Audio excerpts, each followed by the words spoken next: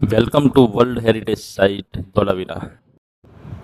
नमस्कार दोस्तों, स्वागत है आप सबका द नोमैड गुज्जू के एक और शानदार सफर में। आज हम पहुंचे हैं भारत की सबसे महत्वपूर्ण पुरातात्विक धरोहरों में से एक धौलावीरा में, जो कि गुजरात के कच्छ जिले के खदीर बेट पर आया हुआ है। दोस्तों, ये हमारी कच्छ रोड ट्रिप का दूसरा एपिसोड है। पहले एपिसोड में हमने धौलावीरा से 10 किलोमीटर आगे के वुड फॉसिल पार्क को एक्सप्लोर किया, तो वो एपिसोड काफ़ी खूबसूरत था। काफ़ी खूबसूरत सा लोकेशन वुड फॉसिल पार्क हमने आपको दिखाया। अगर आपने वो एपिसोड चेकआउट नहीं किया हो तो एक बार ज़रूर से चेकआउट कर लेना। दोस्तों, धौलावीरा में व्लॉग बनाने के दौरान कुछ टेक्निकल इश्यू के कारण माइक्रोफोन बंद हो गया था, जिसके कारण ऑडियो रिकॉर्ड नहीं हो पाया है। तो मैं आपको वॉइस ओवर के ज़रिए हमारा धौलावीरा का पूरा एक्सपीरियंस आपके साथ शेयर करूँगा। तो अगर आप चैनल पे नए हो तो चैनल को सब्सक्राइब जरूर कर लेना, वीडियो को एक लाइक जरूर कर देना और हमारे इस कच्छ रोड ट्रिप के सारे एपिसोड को चेकआउट जरूर करना और अपने दोस्तों में शेयर जरूर करना। तो दोस्तों, ये सिंधु घाटी सभ्यता के साइड का प्रवेश क्षेत्र है। यहाँ पर भारतीय पुरातत्व सर्वेक्षण द्वारा एक म्यूजियम भी बनाया हुआ है, जिसको हम बाद में विजिट करेंगे। प्रवेश क्षेत्र को बहुत ही खूबसूरत तरीके से विकसित किया गया है। यहाँ एक छोटा सा बगीचा भी है, जहाँ पर हरियाली और शांत वातावरण यात्रियों को स्वागत करता है।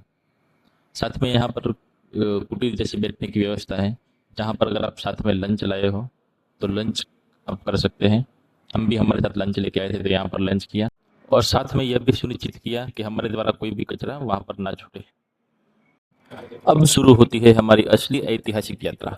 भोजन के बाद हम प्रवेश करते हैं लगभग 100 हेक्टेयर में फैले हुए इस 5000 साल प्राचीन नगर में, जिसे वर्ष 2021 में यूनेस्को विश्व धरोहर स्थल का दर्जा प्राप्त हुआ है।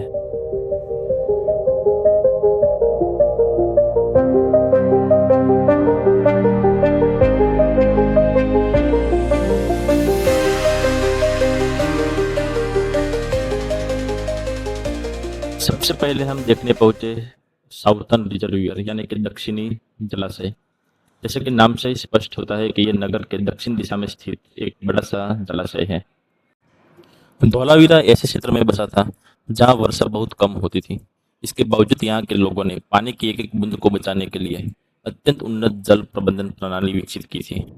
बरसात का पानी पत्थरों के बनी नालियों के माध्यम से इन जलाशयों में लाया जाता था। यह जलाशय आज भी इस बात का प्रमाण है कि हजारों वर्ष पहले भी यहाँ के लोग जल संरक्षण के महत्व को अच्छी तरह से समझते थे। अंदाजित 4500 से 5000 साल पुराने काफी विशाल आकार के जलाशय आपको यहाँ पर देखने को मिल जाएंगे।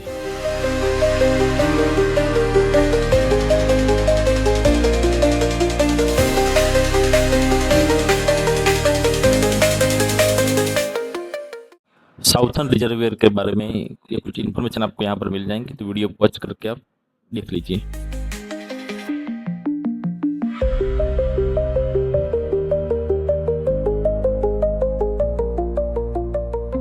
सामने आपको दुर्ग का दक्षिण द्वार दिखेगा, जिसके बारे में भी आप इंफॉर्मेशन यहाँ से पढ़ सकते हो।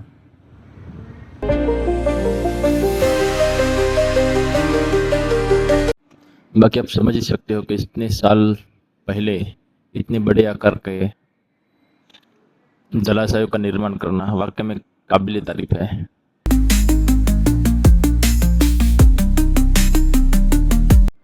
अभी सामने की तरफ जाते हैं और वहां से भी इन अद्भुत जलाशयों का व्यू आपको दिखाता हूँ।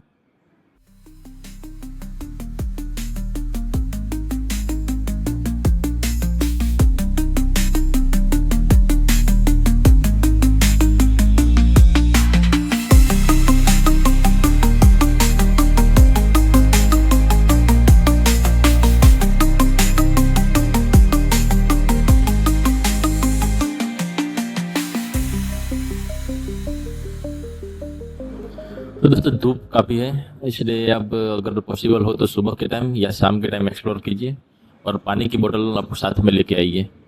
अभी दक्षिण जलाशय के विजिट के बाद हम आगे निकलते हैं और पश्चिम की तरफ जाते हैं और देखते हैं कि वहाँ पर हमको क्या देखने को मिलता है।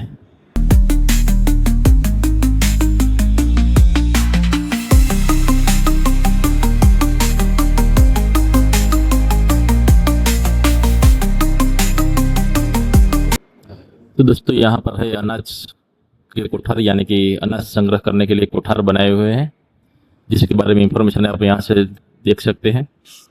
अभी आगे दिखाता हूँ आपको। तो कुछ इस तरह से चौकोर आकार के अनाज के कोठार उस समय बनाए गए थे। प्राचीन समय में यहाँ पर अनाज का संग्रह करते होंगे, जिससे शायद सूखे या कठिन समय में पूरे नगर की आवश्यकताएं पूरी हो सके। इतनी सुव्यवस्थित भंडारण व्यवस्था यह दर्शाती है कि धौलावीरा एक सुव्यवस्थित और समृद्ध नगर था। तो दोस्तों अभी आगे हमारे राइट साइड में है सीडाटेल, यानी कि दुर्ग क्षेत्र, और आगे की तरफ है मनका बनाने की कार्यशाला, यानी कि मनका बनाने की वर्कशॉप। दोस्तों धौलावीरा की सबसे बड़ी विशेषता इसकी अद्भुत नगर योजना है। पूरे नगर को 3 मुख्य भागों में बांटा गया था। पहला है सीडाटेल, दूसरा है मिडल टाउन और तीसरा है लोअर टाउन।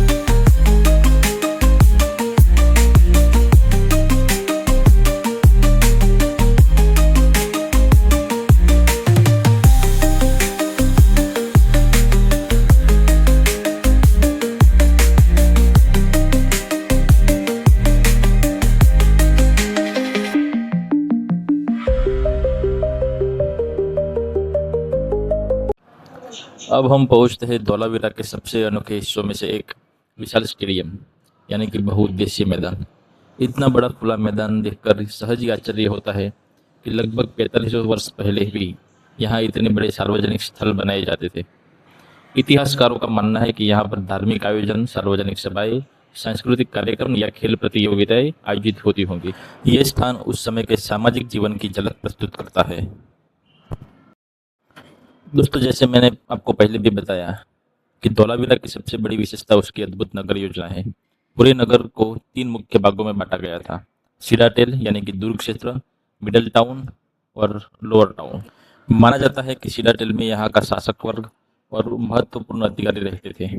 वर्तमान में इसी भाग के सबसे अधिक अवशेष सुरक्षित है और पर्यटक इन्हें करीब से देख सकते हैं। तो चलिए अभी सीडाटेल एक्सप्लोर करते हैं।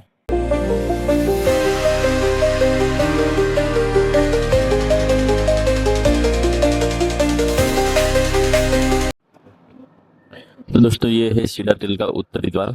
अब यहाँ से हम अंदर जाते हैं और सीडाटेल एक्सप्लोर करते हैं।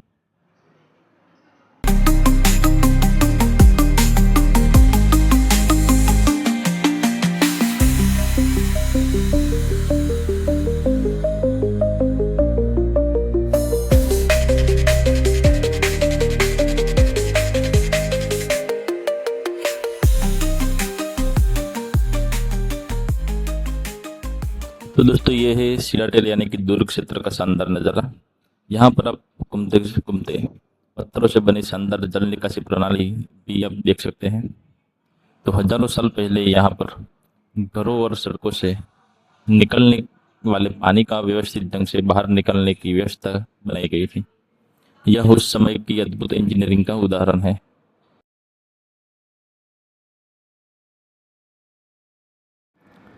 दोस्तों आप सीडाटेल के दक्षिणी पश्चिमी क्षेत्र में बनी हुई इस पानी की 2 टंकियां और कुएं की संरचना आप देख सकते हैं।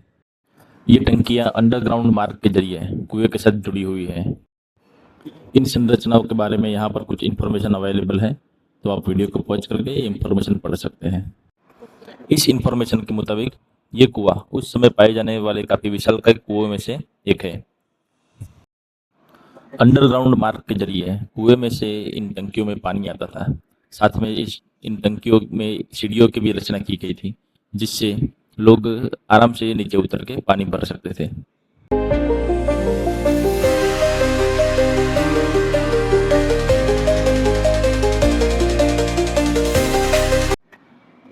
तो सामने दूसरी टंकी भी है, जहाँ पर आप ये अंडरग्राउंड पानी का मार्ग देख सकते हैं। ये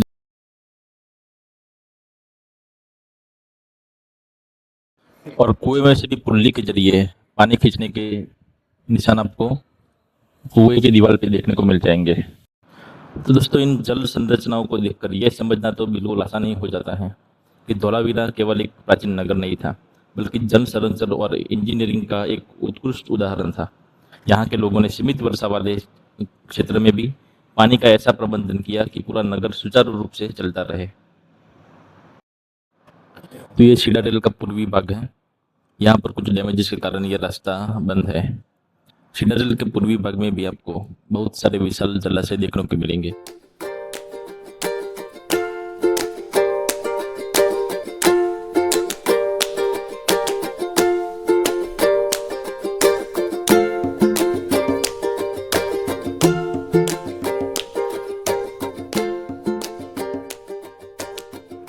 तो दोस्तों, इसी के साथ हमारी धौलावीरा सिंधु घाटी सभ्यता की ऐतिहासिक यात्रा यहीं पर समाप्त होती है।